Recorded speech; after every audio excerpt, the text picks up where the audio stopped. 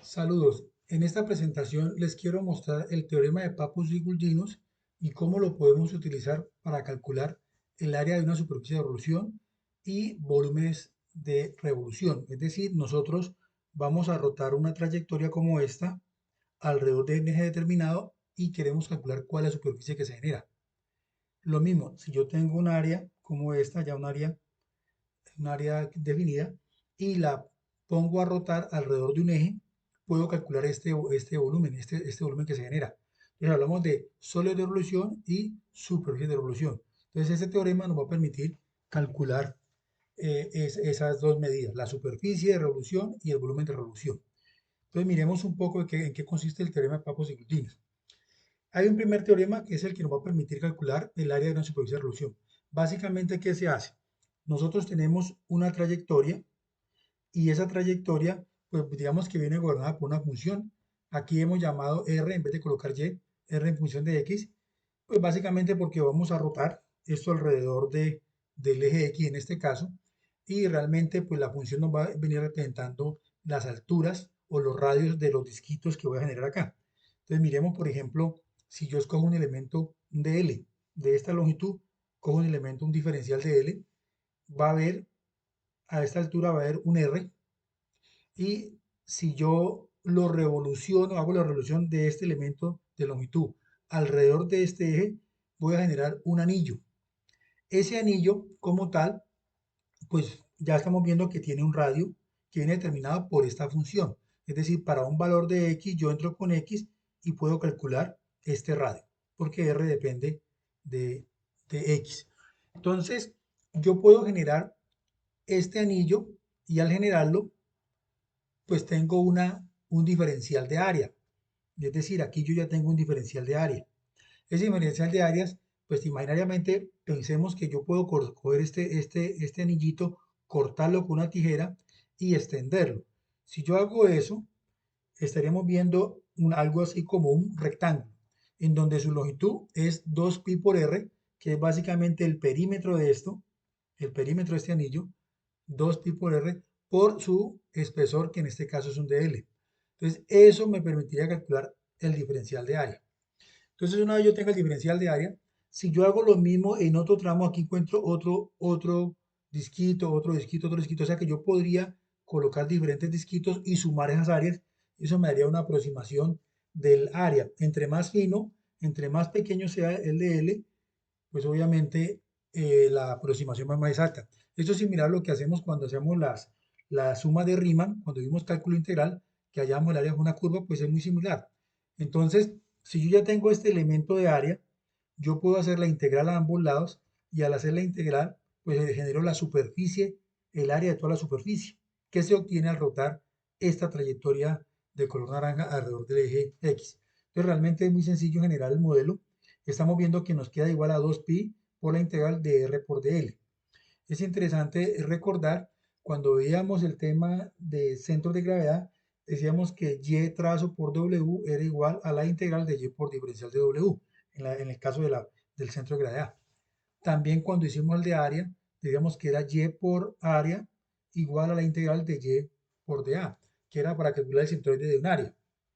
Cuando hicimos la longitud de arco, también encontramos algo similar que nos permitía encontrar el centroide de una curva como esta en el eje Y. Entonces, si miramos, siempre tiene la misma lógica. Si aquí es W, aquí es diferencial de W. Si aquí es área, aquí es diferencial de área. Si aquí es un L, aquí es un diferencial de L. Entonces, parece interesante, pues, sacar la conclusión a partir de esto. Mire, si miramos esto, lo que hemos cambiado entre esta expresión y esta expresión, básicamente es que acá hablamos de Y por DL y aquí estamos hablando de R por DL. Por lo tanto, haciendo la inferencia a partir de esto, tendríamos que decir que toda esta integral tendrá que ser igual a ¿quién? En vez de ser Y es R, o sea que aquí iría un R trazo. Entonces, eso es lo que vamos a decir. Esta integral, pues es R trazo por L, que no es otra cosa que básicamente lo que estamos viendo acá. Sería mi centroide de esta curva en la gráfica que estamos trabajando. Es decir, esta función, esta trayectoria tiene un centroide. Ese sería mi R trazo.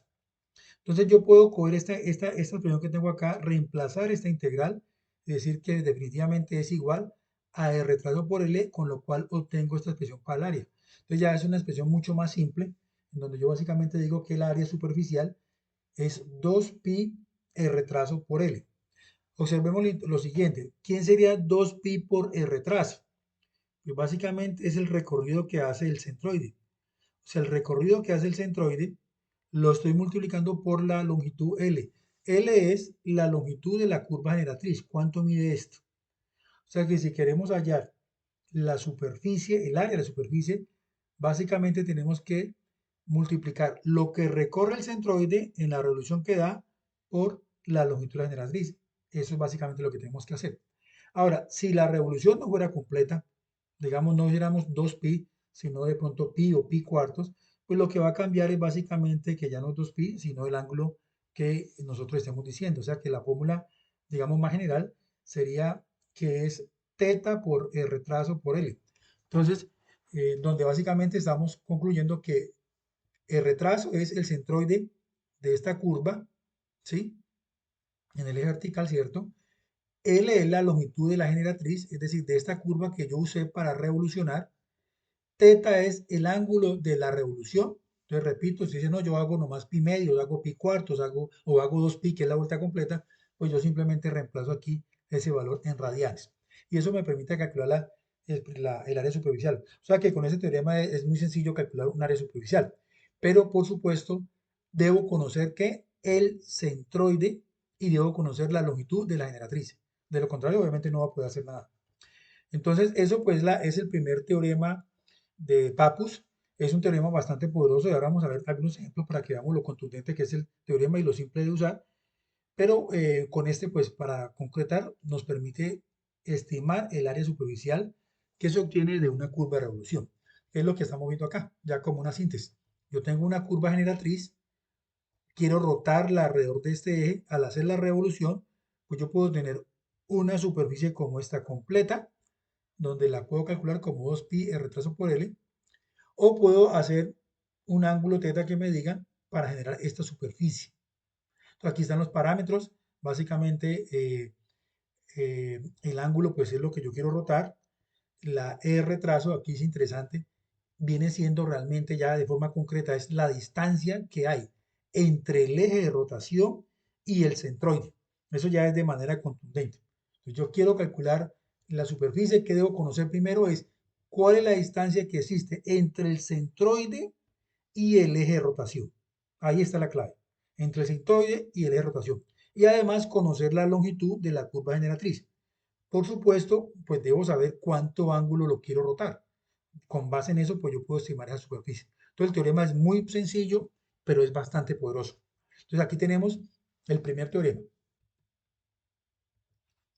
Bueno, vamos a mirar entonces el segundo teorema que nos permite calcular suelos de revolución. Estos suelos de revolución se van a obtener al girar el área bajo una curva. Tengo esta área bajo la curva y la voy a revolucionar, en este caso alrededor del eje X.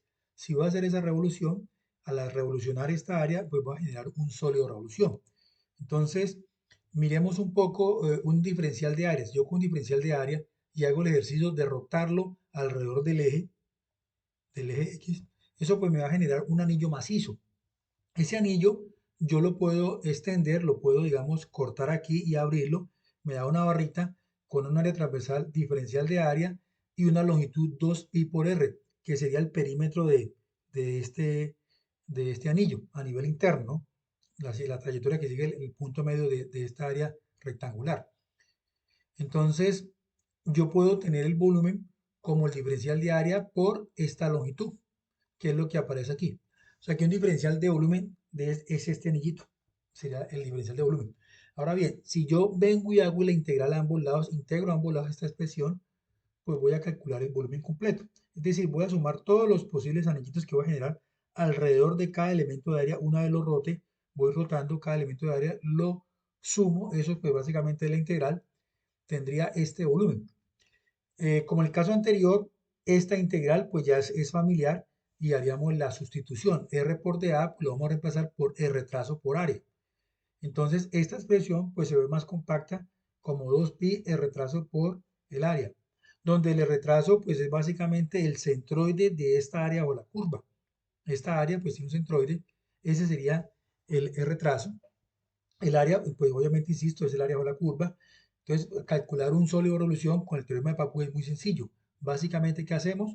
Multiplicamos el área generatriz, esta área generatriz, por la trayectoria que recorre el centroide. ¿Cuánto recorre el centroide? 2pi por el retraso. Eso es lo que recorre. Eso me permitiría calcular el volumen. En el caso en donde no sea la vuelta completa, sino que sea un ángulo teta, pues cambiamos el 2pi por teta. Entonces, esta es la conclusión, digamos, del teorema, del segundo teorema que nos va a permitir calcular sólidos de revolución. Entonces, repito, tenemos el área generatriz, lo vamos a multiplicar por la distancia que viaja el centroide, es decir, teta por el retraso, insisto, dependiendo si la vuelta es completa o no, y eso nos va a permitir calcular el volumen. O sea que esta expresión y la anterior son expresiones muy sencillas. Como síntesis, básicamente, ¿qué es lo que tenemos que tener en cuenta? Tenemos un área generatriz, la queremos rotar alrededor de un eje, entonces necesitamos conocer cuál es la distancia de este eje al centroide. Esa para mí es la clave. La distancia del eje al centroide. Si usted conoce la distancia del eje al centroide y tiene esta área, usted puede calcular el sólido de revolución. Llámese este completo, una revolución completa es con estas 2pi, o con un ángulo teta, pues cambia el 2pi por teta, pero básicamente es lo mismo. O sea que en últimas, estos sólidos de revolución se obtienen de manera muy sencilla si usted conoce, insisto, el área que va a rotar y la distancia que está entre el eje y el centroide. Entonces, el teorema de Papos-Guldinos, el primero y segundo, pues son muy parecidos. Uno me permite calcular superficies y otro me permite calcular sólidos de revolución. Entonces, con eso en mente, pues miremos un ejemplo, digamos, práctico, que digamos que ya lo conocemos, pero para ilustrar el uso de este teorema. Yo tengo esta curva que corresponde a la mitad de una circunferencia. Si yo la voy a rotar alrededor de este eje, pues claramente voy a generar una esfera, digamos, hueca. Voy a generar pues una superficie esférica. Entonces me interesa calcular, bueno, cuánto es el área de la superficie, en este caso de la esfera. Para eso, pues voy a hacer uso de esta tabla que está en el libro de Viran Johnston, en donde me dice que un arco, un arco de un semicírculo tiene un centroide que está, según esta expresión, está a 2pi sobre r. Claramente el perímetro, pues sabemos que el perímetro de una circunferencia es 2pi por r, pues la mitad es pi por r. Entonces yo tengo ya los datos, tengo la longitud de la curva generatriz, que es esto que aquí está generatriz, ya tengo la longitud de esa curva, que sería pi por r, y ya tengo el centroide, que es 2r sobre pi, es decir, lo saqué de una tabla. Si yo aplico el primer teorema, pues aquí está la expresión 2pi el retraso por l, el retraso ya lo tengo, que es 2r sobre pi. La longitud también la tengo. Entonces lo demás es sencillamente sustituir. Reemplazo en esta fórmula quién es el retraso, quién es la longitud de la generatriz, aquí está el reemplazo, y simplifico. Eso básicamente me da el área de la superficie de una esfera. O sea que realmente es muy sencillo. Pero insisto, es sencillo siempre y cuando usted tenga la longitud de la generatriz y tenga el centroide. Si no lo tiene, pues obviamente no lo puede calcular porque la fórmula está pidiendo eso. Entonces miremos el mismo ejemplo, pero ya no con la superficie, sino rotemos el área, es decir, el área o la curva. En el caso anterior, estábamos rotando nomás, era el arco, el arco que estaba acá. En este caso se iba a rotar el área que está bajo la curva. Esa área también tiene un centroide. Ya hemos visto que cuando es un área de semicírculo, el centroide está a 4 tercios de r sobre pi. Y claramente, pues la mitad de esta área de un círculo es pi por pi r cuadrado sobre 2.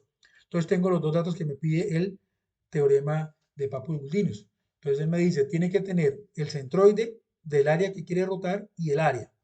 Entonces ahí está. Tengo la distancia que hay del centroide al eje de rotación, ya lo tengo, 4 tercios sobre pi. Tengo el área de la generatriz, esta área o la curva, reemplazo y eso me da 4 tercios de pi por el cubo. Entonces, claro, esto es una forma muy fácil de hacerlo, pero insisto, es fácil solo porque usted tiene estos datos. Si usted no tuviera estos datos, pues serían otros 20 pesos. Es más, si usted recuerda en el curso de cálculo que uno ve, uno hace una integral triple o doble para calcular este volumen cuando uno ve el curso de cálculo cálculo vectorial. Entonces, y realmente es un procedimiento un poco largo. Con este teorema, pues resulta fácil si tenemos el área y el radio al eje, la distancia que hay del centroide al eje de rotación. Entonces, bueno, aquí están estos dos ejemplos. Vamos a hacer otro ejemplo un poco más elaborado, donde no sean esas áreas antiviales, como para ilustrar un poco más lo poderoso que es el teorema de Pappus y Guldinius. Entonces, continuemos. Bueno, entonces vamos a mirar ahora una aplicación un poco del teorema de Pappus. Para esto quise trabajar con un elemento pues sencillo, pero obviamente podemos generar cualquier área, ¿no? Sino para efectos ilustrativos, vamos a considerar que tengo este rectángulo y tengo este triángulo. Al comienzo, digamos, yo no conozco el centroide. Entonces yo defino unos sistemas de coordenados y para ese sistema coordenado calculo el centroide. ¿Cómo lo calculamos? Pues obviamente en este nivel usted ya tiene que saber calcular el centroide de un área. Entonces recordemos que decíamos que para calcular el centroide hacíamos una tablita de esta. Colocamos, en este caso son dos áreas, un rectángulo y un triángulo. Entonces figura 1 y figura 2. Vamos a llamar la figura 1 el rectángulo y la figura 2 el triángulo. Entonces, lo primero que hacemos es calculamos el área. Sabemos de que según los datos nos dicen que esto mide 3 y esto mide 1. O sea que el área es 3. 3 por 1, 3. A nivel horizontal, ¿dónde estaría el centroide de este rectángulo? Sabemos que un rectángulo tiene un centroide en la mitad. O sea que de este extremo hacia acá está a 1.5. Pero con respecto al sistema de coordenadas, de aquí a aquí hay 2. O sea que va a estar a 3.5. O sea que el X trazo, el centroide en X de este rectángulo está a 3.5. A nivel vertical está a la mitad. Como esto mide 1, está a 0.5. Entonces, con respecto al eje X, pues sigue siendo 0.5. Entonces, ahí tengo el área, el X trazo y el Y trazo. Entonces, ahora, ¿qué vamos a hacer? Calculemos el del triángulo. Para el triángulo calculamos el área medio de la base por la altura. La base es 3 y la altura es 2. Entonces, un medio de la base por la altura, pues me da 3. ¿Estamos claros? Entonces ya tengo el área de este triángulo. Ahora voy a calcular el centroide con respecto al eje X. Recordemos que si es un triángulo rectángulo, el centroide está del lado de los 90 grados, en este caso hacia la izquierda, está a un tercio de esta medida.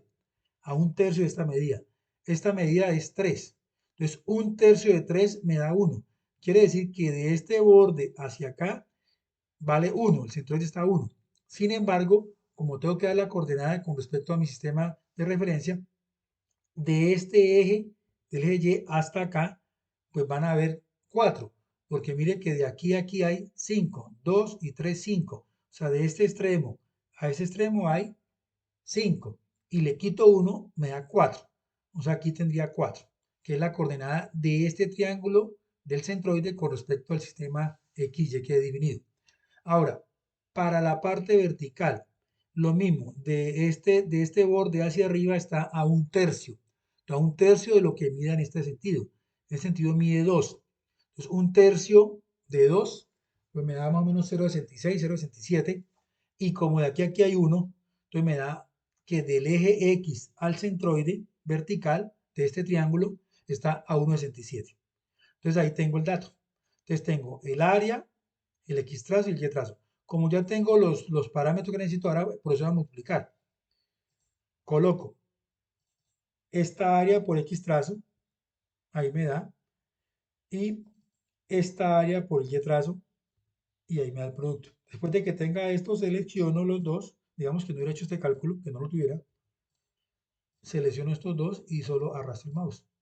Él automáticamente me multiplica los dos. Listo, entonces ya tengo para estas dos figuras los productos que se requieren. ¿Cuáles se requieren? Pues se requería este producto porque acuérdate que el centroide se calcula como la sumatoria de los productos de los ASUI por los XY. Es decir, estas multiplicaciones hay que sumarlas. Entonces yo aquí en Excel fácilmente le digo, súmeme esto. Entonces sumo esto y de manera similar, digamos, si no lo hubiera colocado acá, yo lo arrastro y él me suma. Entonces tengo la suma de esta sumatoria. También tengo el área, porque el área es la suma de estos dos, es decir, sumo acá. Entonces, ya tengo los datos que necesito. X trazo. Esto sobre esto. Entonces, ahí está, que es la fórmula que nosotros vimos en la clase. Esto es lo que vimos en la clase. Para el Y trazo, sume los A sub i por los y sub i y divídelos entre el área. Entonces aquí está la sumatoria. Entonces voy a proceder, esto divido entre esto y ahí me da el y trazo. Entonces, ¿por qué lo calculé? Porque recuerde que en el teorema de Papu nos decía que si queremos hacer un sólido de revolución, necesitamos siempre conocer la distancia que hay entre el centroide y el eje de rotación. Entonces yo, para poder resolver el problema, pues bueno, primero preguntémonos dónde está el centroide de esto para poder rotarlo con respecto a los ejes que nos digan. Entonces ya conozco estas medidas. Estas medidas son con respecto a este sistema que he definido aquí. Entonces, ahora sí procedamos a utilizar el teorema de Papus-Gultini. Entonces, la primera explicación, pues vamos a hacer la aplicación, perdón, con respecto, digamos que nos dijeron, rótelo alrededor del eje Y. Es decir, coja esta figura, esta área, y rótela alrededor de este eje. ¿Qué figura va a generar? Pues nosotros podemos mirar, va a generar una figura de este tipo, que está acá. ¿Sí? Podemos mirarlo también de forma tridimensional. Tridimensionalmente sería algo así.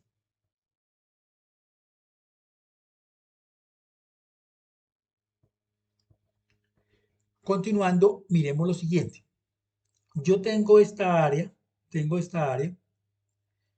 el centroide de esa área que es esta con respecto a este eje coincide con X trazo, porque es el eje Y que me están diciendo. Por lo tanto, en este caso, mi R, mi radio, coincide con el X trazo, es decir, 3.75, que es lo que habíamos dicho, mire. X trazo es 3.75. O sea que esta área con respecto al eje Y, al centroide está a 3.75. Entonces, en este caso, mi R, mi radio, va a ser el mismo centroide, X trazo. Con eso yo puedo revolucionar. Entonces ya tengo los dos datos que necesito. La distancia al eje de rotación y ya tengo el área. Mire que el área es 6. Entonces yo de esa manera aplico la fórmula 2pi el retraso por área y eso me da el volumen. Ese valor, si ustedes hacen la multiplicación en calculadora, les va a dar eso. Obviamente cogen 2pi r, que es 3.75, por el área, que es 6. Al hacer ese producto le da eso. Entonces, mire, eso es bien sencillo. Ahí calculo automáticamente ese volumen. Eso es una fórmula muy elemental. Pero ¿qué requiere? Tener el centroide de la figura y el área. Si no, no lo podemos hacer. Entonces, yo acá trabajé con un área sencilla, pero esta área puede ser cualquier área. Puede ser cualquier área. Solo para efectos de ilustración, pues generé esto, obviamente para que el video no fuera tan largo, calculáramos un área sencilla, pero digamos que sería el paso a paso que uno haría. Es decir, si a mí me da una figura más compleja, yo calculo primero un centroide y después procedo a rotar con respecto al eje que me digan. Entonces, miremos otro ejemplo. Por ejemplo, nos digan, rótelo alrededor del eje X. Entonces, si yo cojo esta área y la roto alrededor del eje X, ¿qué figura me daría? ¿Qué figura tengo si yo roto esta área alrededor de este eje? Pues miremos a ver, me estaría dando algo así. ¿Sí? Eso lo podemos también apreciar.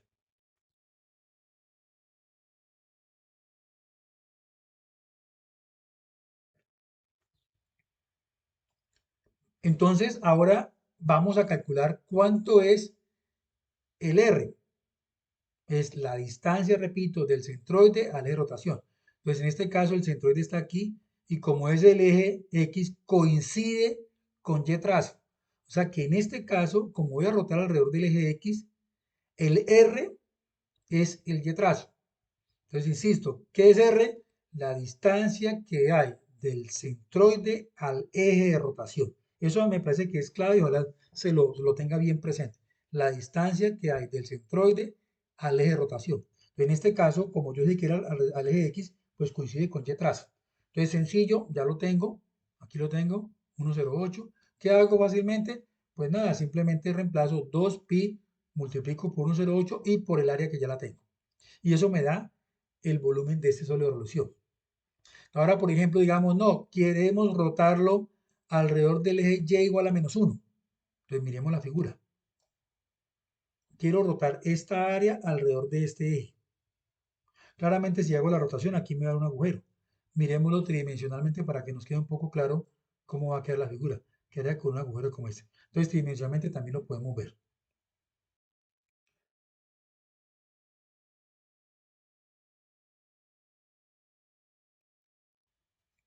Entonces, ¿qué hacemos? Necesitamos calcular ahora la distancia que hay del eje al centroide. Entonces yo ya sé que el centroide del eje X al centroide ya me han dicho que está a 1,08. Y como de entre este y este hay uno, pues obviamente de este eje al centroide hay 208. Entonces es el y trazo más 1. A veces de pronto no se tiene cuidado y se hace de pronto todo muy operativo y se ve que porque aquí es menos quieren restar aquí. Entonces yo le diría, no, no se ponga a aprenderse fórmulas, entienda el concepto. El concepto es uno solo, es la distancia que hay entre el centroide y el eje.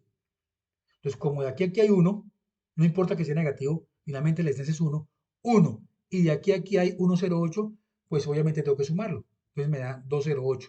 Entonces ya tengo el R y ya tengo el área, vengo y aplico esta fórmula, 2pi R trazo por área, y eso me da el volumen, que es este cálculo que está acá. Vamos a hacer otro ejemplo. Queremos rotar alrededor de qué eje? Alrededor del eje X igual a menos 2. Es decir, yo vengo y me ubico en este eje que está acá, y voy a revolucionar esta pieza, esta área. Al hacer ese sobre revolución, imagínense qué le va a dar. Pues con su imaginación y con lo que yo le voy a mostrar, dígame si le da algo como esto. Miremos a ver. En X igual a menos 2 le debe dar algo como esto. ¿Sí? Al revolucionar esta área alrededor de este eje. Entonces, también lo podemos ver de manera tridimensional.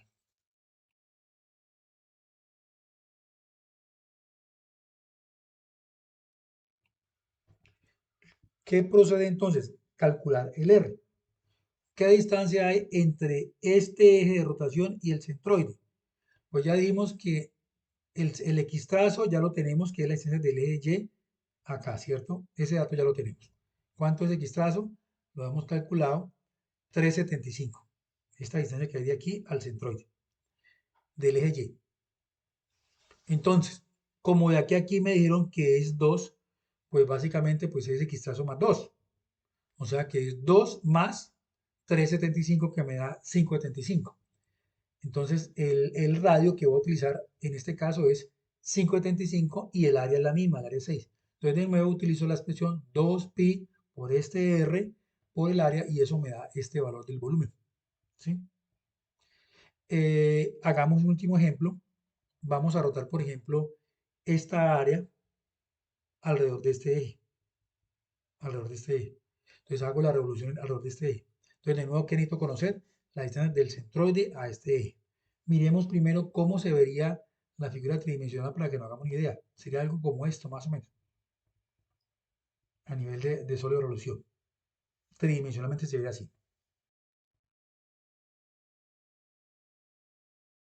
Se ve así.